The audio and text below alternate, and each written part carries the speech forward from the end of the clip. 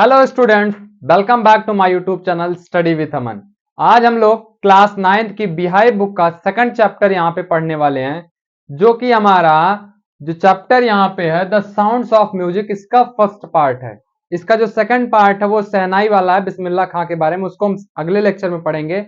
यहाँ पे हम लोग द साउंड ऑफ म्यूजिक में यहाँ पे पढ़ने वाले हैं एवलिन ग्लेनी के बारे में। ठीक है, कि कैसे एक डीप लड़की पूरी दुनिया पे राज करती है अपनी म्यूजिक से। इस कहानी को हम लोग यहाँ पे पढ़ने वाले हैं। ठीक है, और ये काफी एक ऐसी इंस्पिरेशनल कहानी है जो कि हमें यहाँ से बहुत सारी सीख मिलती है, काफी इंस्पायर करती है स्टोरी हमें, कि अगर हमें भगवान ने कुछ, अगर हमारे अंदर कुछ कमी की है, ठीक है, तो हमें कुछ बहुत ऐसी भी चीजें दी होंगी उसके साथ साथ, जिससे हम बहुत कुछ बेहतर कर सकते हैं। ठीक है, तो आइए शुरू करते हैं अपनी कहानी को। यहाँ पे जो एवलिन है, वो जो स्टोरी यहाँ से शुरू होती है वो 17 साल की लगभग एज की है। वहां पे वो एक अंडरग्राउंड ट्रेन के स्टेशन पे खड़ी हैं और वहां से वो royal academy of music London के लिए जा रही हैं। ठीक है, तो यहाँ पे ये जो स्टोरी है ये वहां पे जब जा रही है तो ये काफी नर्वस होती हैं। ठीक है, भीड़ वहां पे अधिक है और ये नर्वस होती हैं क्योंकि ये एक ना स्कॉटलैंड के एक छोटे से गांव से हैं, एक फार्मिंग एरिया से हैं, जो कि रॉयल एकेडमी एक काफी, वैसे कह सकते हैं कि काफी पॉपुलर एकेडमी है लंदन में, जहां के लिए जा रही हैं। ठीक है, तो उसके लिए थोड़ी सी नर्वस है, लेकिन ये काफी एक्साइटेड भी हैं क्योंकि उस एकेडमी में, ये एक छोटे से गांव से उस बड़ी सी एकेडमी में जा रही हैं। ठीक है, और एक टीनेजर के लिए काफी इंपॉर्टेंट हो जाता है, काफी अच्छा एक एक्साइटमेंट की बात है। ठीक है, तो यहाँ पे लेकिन जो ये एक जर्नी जो है ना, ये काफी इनके लिए हार्ड होने वाली है। हार्ड इसलिए क्योंकि ये एक डीफ गर्ल है। ठीक है, इनको सुनाई नहीं देता है और ये डीफनेस इनको बचपन से नहीं है, तो ये कुछ टाइम, मतलब ये 10-11 साल तक इनको थोड़ा थोड़ा सुनाई देता था। ठीक है, तो यहाँ पे ये जो है ना, इनकी जो मदर है, इनको एक बार फील होता है जब ये उनकी मदर वहां पे कुछ एक पियानो बजा रही हैं। ठीक है, और वहां पे जब एवलिन को बुलाती हैं तो एवलिन वहां पे सुनती नहीं है, तो वहां पे थोड़ा सा फील होता है उनकी मदर को कि लग रहा है कि एवलिन को सुनाई नहीं दे रहा है, बट ये बात वो किसी से बताती नहीं है। यहाँ पे वो इस चीज को बिना किसी बताएगा इसी से चल रहा है, लेकिन कुछ दिन बाद इनके स्कूल में, यानी एवलिन के स्कूल में, जो इनकी हेड मिस्ट्रेस है यानी प्रिंसिपल जो है, उनको पता चल जाती है कि जो एवलिन है इसको सुनाई नहीं देता है। तो वहां पे इसके पेरेंट्स को बुला के, यानी आइजाबेल एवलिन को, ठीक है, सॉरी, आइजाबेल ग्लेनी को बुलाती हैं जो इनकी मदर हैं। तो वहां पे कहती हैं कि जो एवलिन है इसको एक किसी ऐसे स्कूल में डाल दीजिए जहां पे इनके जैसे बच्चे हैं। ठीक है, ये बात सुन के जो एवलिन रहती है उसके सामने पूरा अंधेरा छा जाता है कि लेकिन जो एवलिन है वो हार मानने वालों में से नहीं है। एवलिन वो एक नॉर्मल लाइफ जीना चाहती है।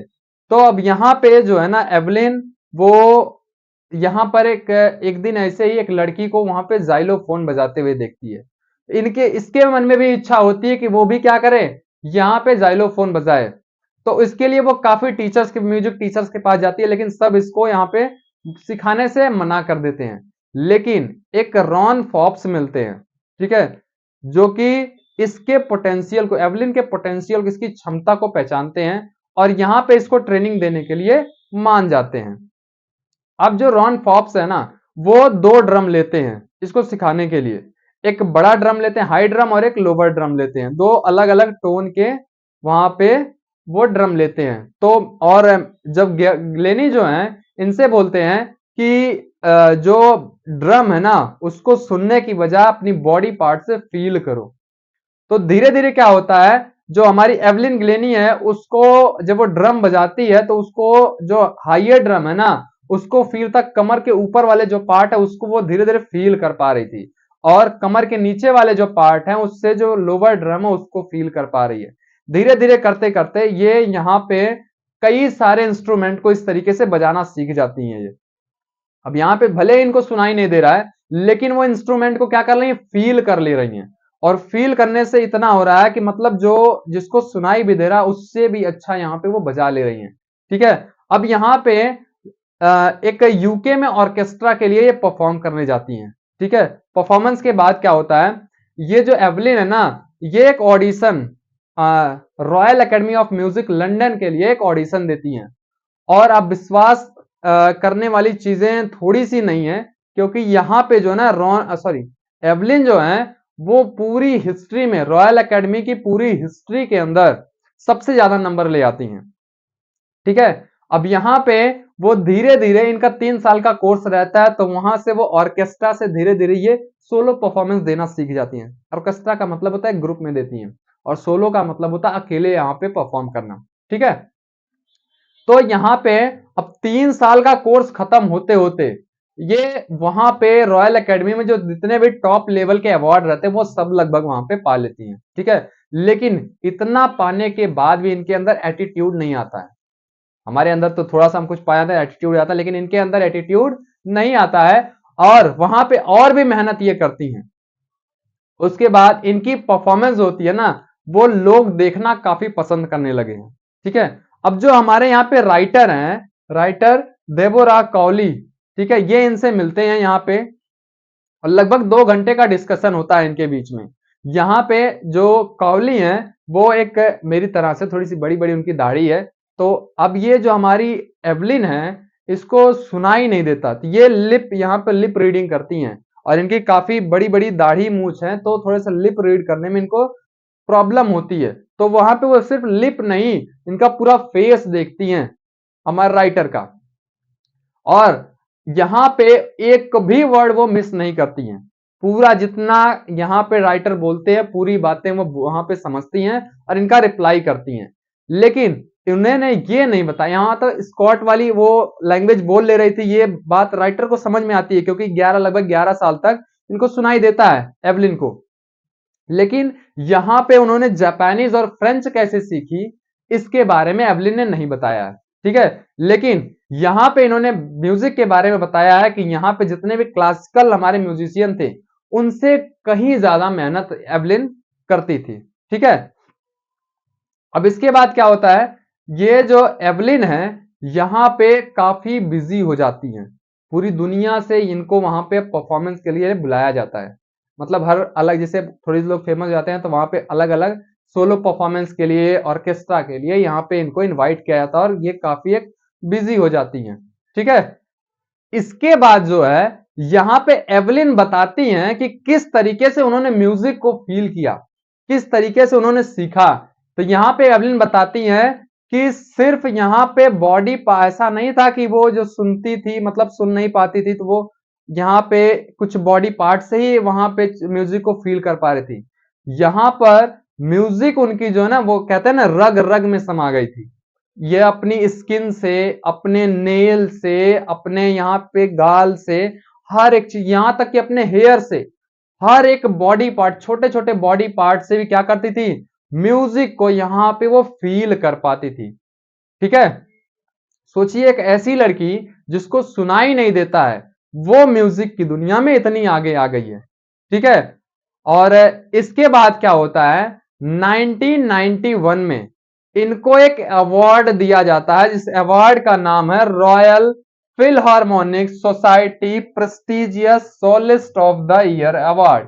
ठीक है, ये काफी बड़ा अवार्ड था जिसको इनको यहाँ पे मिलते हैं। इसके अलावा भी बहुत सारे अवार्ड इनको मिले हैं, लेकिन ये काफी एक इंपॉर्टेंट यहाँ पे अवार्ड मिलता है।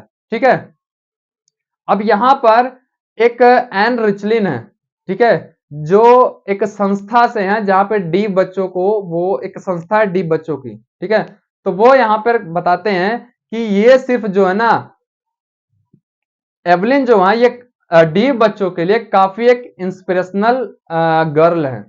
ठीक है, और यहां पे इनके बारे में एक और परक्यूनिस्ट ने बताया, एक और म्यूजिक टीचर ने कहा है कि भगवान भले ही इनको डीप बनाया है, ठीक है, इनको भले ही सुनाई नहीं देता, लेकिन इनको बहुत सारी ऐसी भी चीजें दी हैं जो कि आम लोगों के पास नहीं होती है। ठीक है, अब इतना के बाद ये जो है ना, ये कुछ और भी अच्छे काम करती हैं। ठीक है, जैसे प्रिजन्स में जाके, यानी जेल में जाके, हॉस्पिटल में जाके वहां पे फ्री कंसर्ट करती हैं, यानी फ्री में परफॉर्म करती हैं। ठीक है, इसके अलावा ये जो बच्चे थोड़ी सी डीप बच्चे हैं, ठीक है, या फिर अगर कह लें कि जो विकलांग बच्चे हैं, उनके लिए भी यहाँ पे क्या करती हैं, ये काफी उनको मदद करती हैं, उनसे मिलती हैं, उन्हें मोटिवेट करती हैं और उनकी हेल्प भी करती हैं ये। ठीक है, तो और ये कहानी जो है ना, जब लास्ट में पहुंचती है तो ये हम यहाँ पर देखेंगे कि जब ये बच्चों से मिलती हैं तो यहाँ पे काफी बच्चे इनसे मोटिवेट होते हैं कि जब ये एक डीफ लड़की होके, ठीक है, इतनी ऊंचाई तक पहुंच सकती हैं तो हम क्यों नहीं पहुंच सकते हैं। ठीक है, और ये सिर्फ सीख उन्हीं बच्चों के लिए नहीं थी जो बच्चे उस टाइम पे थे, ये सीख हमारे लिए भी है कि अगर जो एवलिन क्लेनी है वो अगर एक डीफ लड़की होके इतना आगे जा सकती हैं तो हम क्यों नहीं जा सकते हैं। भगवान ने हमें एकदम अच्छा बनाया है, हमारे पास 2 कान है, मुंह है, ठीक है, आंख है, फिर भी हम मेहनत नहीं करना चाहते हैं। और जब तक आप मेहनत नहीं करेंगे तब तक आपको कोई भी मंजिल नहीं मिलेगी। ठीक है, यानी आप अपनी लाइफ में सक्सेस नहीं हो सकते हैं। ठीक है, तो ये कहानी आपको आई होप समझ में आ गई होगी कि एवलिन ग्लेनी यहाँ पे किस तरीके से उनको नहीं सुनाई दे रहा था, वहां पे स्कूल से उनको निकाल दिया गया, उसके बाद ये दुनिया के टॉप म्यूजिशियन में इनका नाम आ गया। ठीक है, ये सिर्फ हो पाया किसकी वजह से, इनकी हार्ड वर्क से। ठीक है, आप भी जब तक हार्ड वर्क नहीं करेंगे तब तक अपनी लाइफ में सक्सेस नहीं होंगे। ठीक है, कहानी समझ में आ गई होगी, अगर सही में समझ में आई है तो कमेंट करके बताइए और अपने दोस्तों के साथ शेयर करना बिल्कुल ना भूलें। अगर चैनल पे पहली बार आए हैं तो चैनल को सब्सक्राइब करके बेल आइकन जरूर दबाएं। ठीक है, मिलते हैं अगली वीडियो में, तब तक के लिए बाय बाय, टेक केयर।